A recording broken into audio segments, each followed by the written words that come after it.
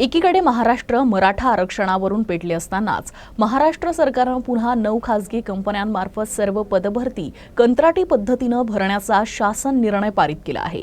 या विरोधात वंचित बहुजन आघाडीतर्फे तिवसा तहसील कार्यालयावर धडक देत या विरोधात निषेध व्यक्त करण्यात आला।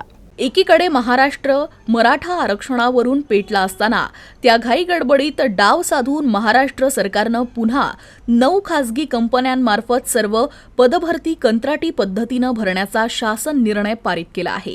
या सर्व कंपन्या आमदार, खासदार आणि त्यांच्या नातेवाईकांच्या असून त्यांना मोठ्या प्रमाणात कमिशन मिळणार आहे।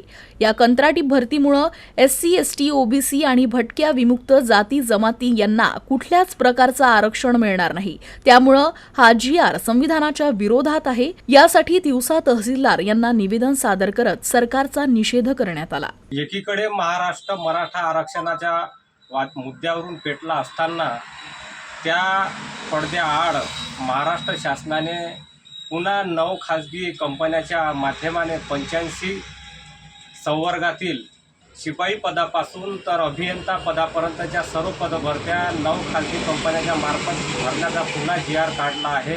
या GRच्यामुळे SC, ST, OBC या संवर्गातील विद्यार्थ्यांना कुठल्याही प्रकारचे आरक्षण मिळणार नाही। त्यामुळे हा GR संविधानाच्या विरोधात विसंगत आहे।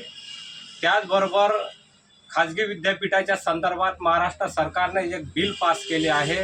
त्या बिलाच्यामुळे विद्यार्थ्यांना कुठल्याही प्रकारची स्कॉलरशिप मिळणार नाही, त्यांना आरक्षण मिळणार नाही, त्यांना फी रिएम्बर्समेंट मिळणार नाही। हा गरीब आणि होतकरू विद्यार्थ्यांच्या पोटावरील पाय आहे।